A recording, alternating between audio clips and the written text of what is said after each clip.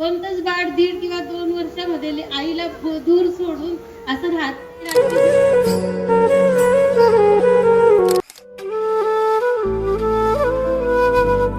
ते दोन व्यक्ती असे की एक गौरव शेठ आणि एक माझे तिच्या पोटामध्ये तेव्हा दिवस होते तिला वरती फोटो काढायला.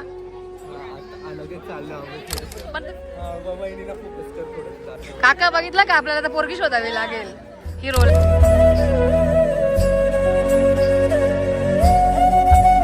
सगळ्यांनी टाळ्या वाजवायच्या जोरात.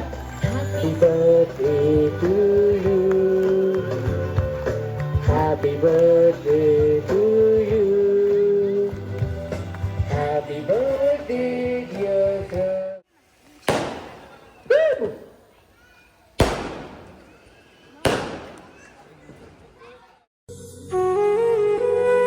त्यानंतर हे जे दिसतंय माझ्या डोळ्याला हे फक्त माझ्या लेकीचं श्रेय. म्हणजे त्या दुर्गामुळे माझा श्रवण माझ्या लेकीमुळे. आणि ज्या वेळेला मी ज्या गोष्टी फेस केल्या त्यावेळेला माझ्या दुर्वा म्हणजे माझी दुर्वा 1.5 वर्षाची होती, 1.5 किंवा 2 वर्षाची. कोणतंच बाळ 1.5 किंवा 2 वर्षामध्ये आईला दूर सोडून असं रात्री झोपत नाही. पण माझ्या दुर्वाने कधीच हट्ट केला नाही की तू मला सोडून इतक्या दिवस बाजूला गेली, दुसऱ्या गावाला राहिली आणि तू माझ्या जवळ नाही, मग मी झोपू कस काय, मी राहू कस काय. माझी दुर्वा कधीच बोलली नाही मला. याच्यासाठी बेटा मी थँक्यू नाही बोलणार, पण मी खरंच खूप अभिमान आहे मला तुझा की एवढ्या लहान वयात पण माझी दुर्वा एवढी समजदार आहे की तिला सांगायची गरजच पडत नाही. म्हणून मी तिची वेळ होती जे मी म्हणजे मी तिला ना त्यावेळेला असं झोपवलं नाही शांत. ती झोपत होती ह्या आजीबाबांकडे त्या आजीबाबांकडे, तिच्या काकून त्या पूनम काकून त्या जया काकून त्या सगळ्या त्यांनी तिला जेवढं सांभाळलं सगळ्यांनी हे मला शब्दात सांगता नाही येणार. तिच्या मुली की जवळ राहायला पाहिजे होतं. एकाला मी हातात धरू शकत नव्हती आणि एकीला मी जवळ थांबवू शकत नव्हती. म्हणून हे छोटंसं गाणं माझ्या लेकीसाठी आणि नंतरची 2 गाणे माझ्या श्रवणसाठी.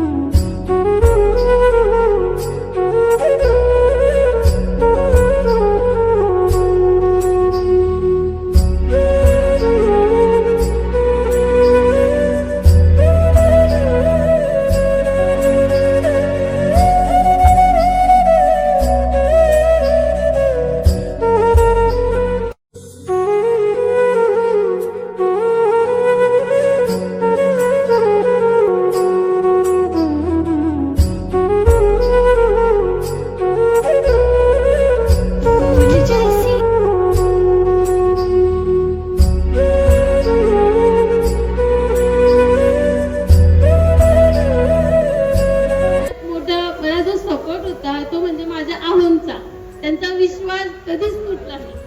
मी तरी कुठेतरी खचत होती, कुठेतरी मी म्हणत होती की काही गोष्टी घडल्या, अरे असं काय झालं, हे काय झालं, ते काय झालं. पण माझ्या आव्हानांनी मला कधीच कुठे कमी पडू दिलं नाही. आणि मेन म्हणजे त्यांनी करून दाखवलं.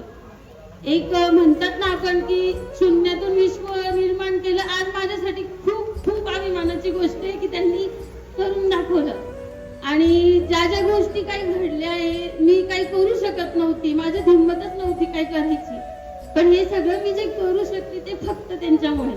आज माझी जी हिंमत आहे मी राहू शकते की शाळेसाठी मला कुठली पण फोर व्हीलर चालवण्यापासून. येस पहिली करू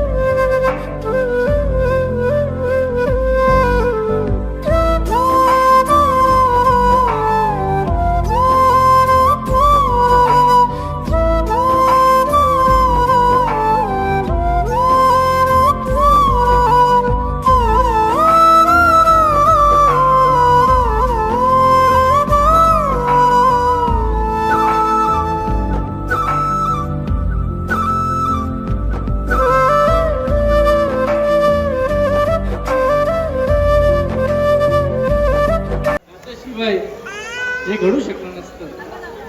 तर ते स्वप्न पाहणं मला सगळ्यांनी साथ दिली.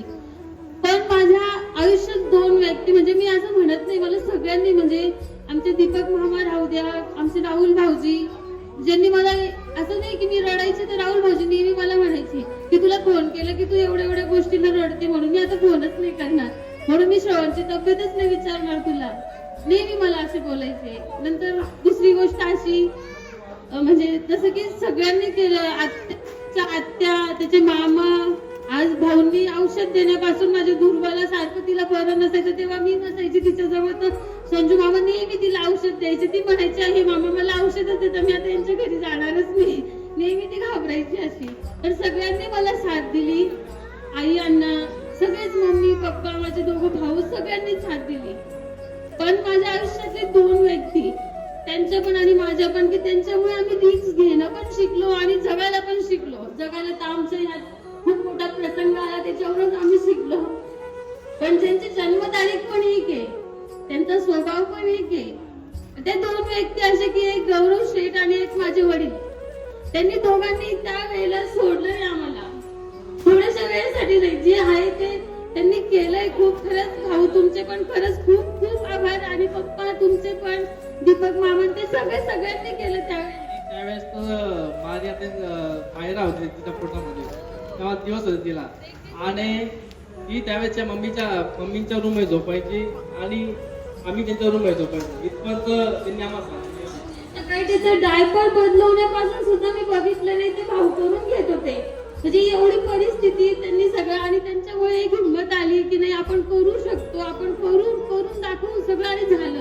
असं नाही की कोणाला करून दाखवायचं, पण त्यांनी एक हिंमत ठेवली की नाही दीपा, आज नाही तर उद्या वेळ बदलते, होईल, ते झालं. आणि माझं श्रवण आज सगळ्यांना, म्हणजे आज दिसतंय डोळ्यापुढे, तो किती वाटत पण नाही काही गोष्टी घडल्या असतील, मला आठवायच्या पण नाही त्या गोष्टी, पण एक सांगायचं तात्पर्य की आज माझ्या लेकाला बघून मला असा अभिमान वाटतो की त्या गोष्टी सगळ्या जे झालं, काही गोष्टी होत्या ते मला डोक्यात पण नाही ठेवायच्या आता आज नंतर.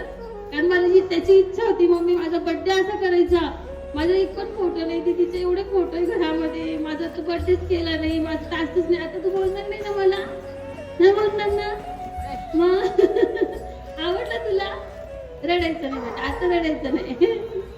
खरंच थँक्यू सो मच. जास्ती बोलता 1 hour later. आता आमचे हिरो चाललेत वरती फोटो काढायला,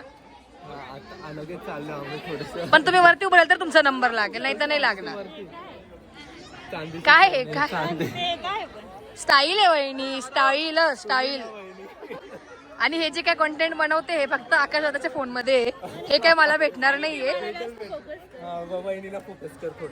काका बघितलं का, आपल्याला तर पोरगी शोधावी लागेल हिरोला आपल्या.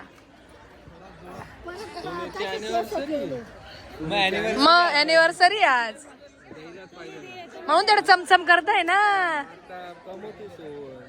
पार्टी आपल्याला इकडून गेलं ना का लगेच पार्टी आपल्याला 12ची रात्री सुखसागरला.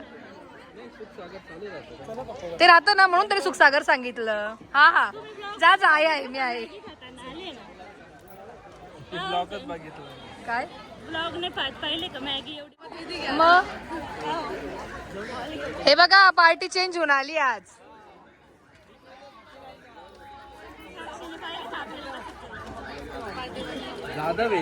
मग आज जाधव म्हणून आली. मग पहिला कार्यक्रम जाधव म्हणून पहिला कार्यक्रम. पार्टी बदलली, भावाने फोटो काढायला चला असं पुढं चला मी एवढ्यात आलो, इतक्यात आला असं पहिले तो जावायचा नंबर लावला पाहिजे. जावायचा नंबर. पहिले अहो तो समोर नाही बघणार, तो ब्लॉग मध्येच बघेल. तो समोर कॅमेऱ्यात नाही, या कॅमेऱ्यातच बघेल.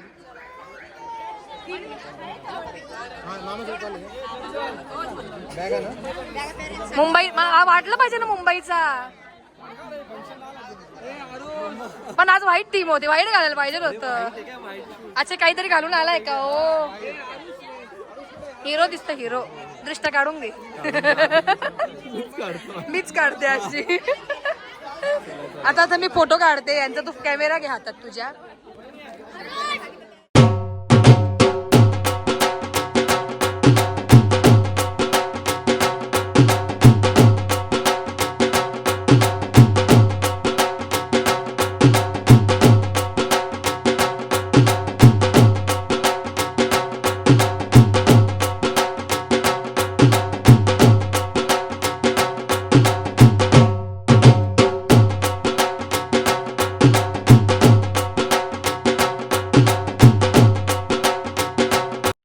2 hours later.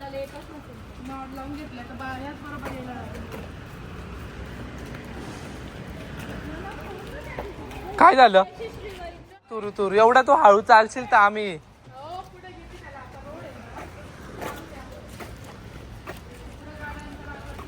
त्यालाही चालायचं एवढं रात्रीचं. आरुष गेला, आरुष तेव्हाच कल्टी मारली आरुषने. चला कडेर येतं ना आता तुम्ही नको. चला आता आम्ही चाललो घरी, सर्वजण निघालो घरी जायला.